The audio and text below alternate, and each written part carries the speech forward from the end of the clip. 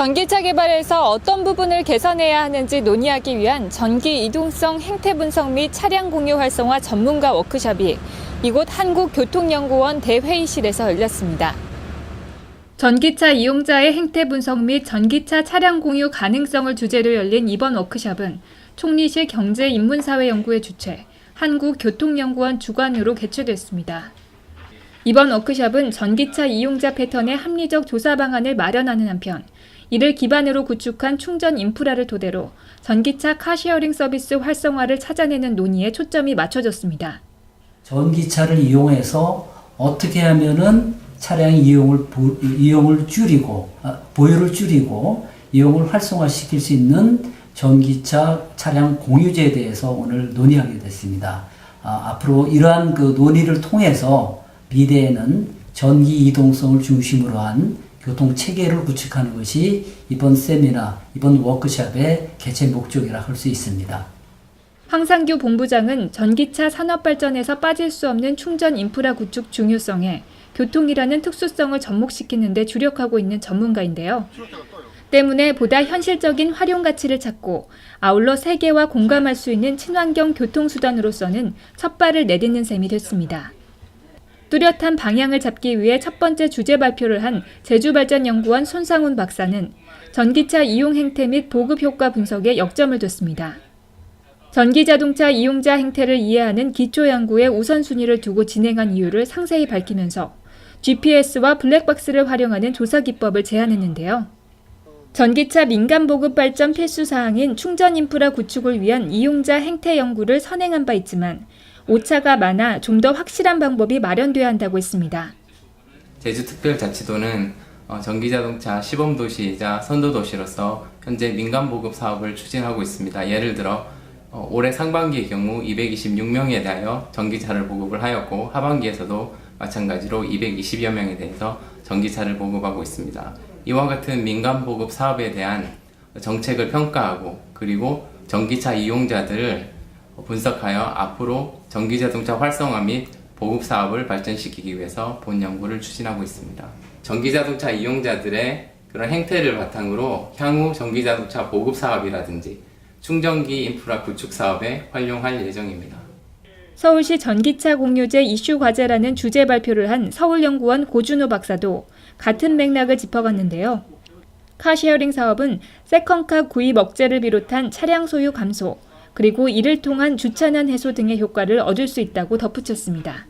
현재는 아직까지 서비스를 차를 빌려서 다시 빌린 지점에 다시 갖다 놔야 되는 게 있어요. 그런데 많은 이용자들 되게 불편하다. 나는 내가 빌려서 내가 목적지에 일을 보면 거기서 바로 반납을 하고 갔으면 좋겠는데 원웨이 서비스가 좀 도입됐으면 좋겠다라고 얘기를 하고 있습니다. 그런데 그런 측면들이 어려운 게 아직 차가 많이 부족해요. 그래서 이제 그런 것들 차를 좀 더 많이 투입을 하면 그런 게 어느 정도 해소가 될 거고 주차면이 많이 공급이 돼야 됩니다. 그러니까 특히 카시어링 같은 경우는 전용 주차면이 있어야 되는데 아직까지 전용 주차면 확보가 좀 부족한 실정입니다. 그래서 아마 특히 이제 제도적으로 좀 개선을 해서 일정한 공공 주차장 같은 경우에 일부에 한정해서는 이제 카시어링, 특히 전기차 카시어링 같은 경우는 충전기의 설치가 필요한데요. 그래서 일정 면을 이제 할당을 해주는 카시어링을 위해서 할당해주는 그런 정책적, 제도적 보완이 좀 필요하다고 생각이 됩니다.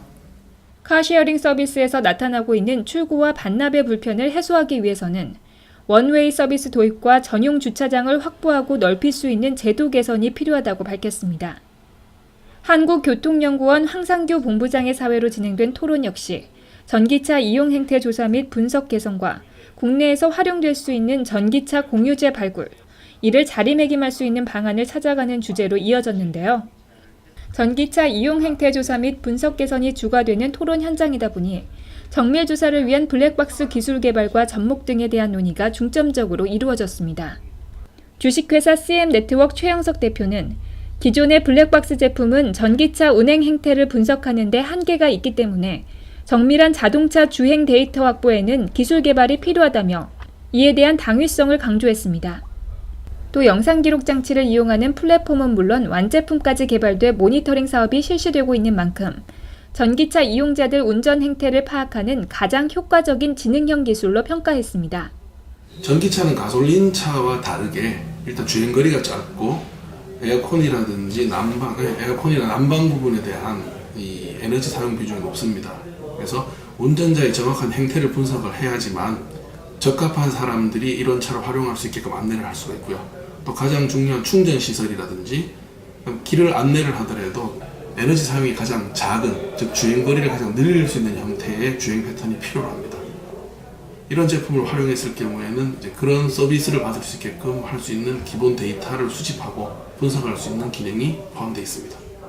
전기차 카쉐어링 사업의 원조인 에버원 송기호 대표는 가장 큰 현실적 문제점은 부족한 전용 주차장에 있는 만큼 전기차 주차장을 확보할 경우 지방자치단체, 특히 서울시는 정책적 혜택을 주는 등의 보다 적극적인 지원 대책 마련에 우선해야 한다고 강조했습니다.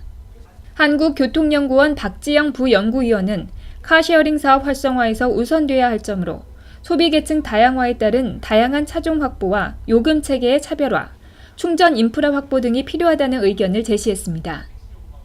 르노 삼성자동차의 윤동훈 팀장은 전기차의 세계적인 동향을 보면 전기자동차가 하이브리드차 보급 속도보다 16배 정도 빠를 뿐 아니라 26개 OEM 제작사들이 3년 안에 전기차 출시 계획을 갖고 있다는 긍정적인 전기차의 미래를 전망했는데요. 아울러 국내 전기차 카쉐어링 보급 활성화를 위해 규제 완화와 주차 공간을 넓히는 데 우선하는 지속적인 지원의 필요성도 피력했습니다.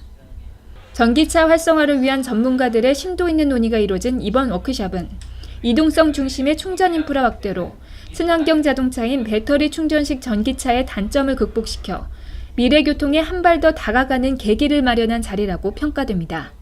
교통뉴스 송수정입니다.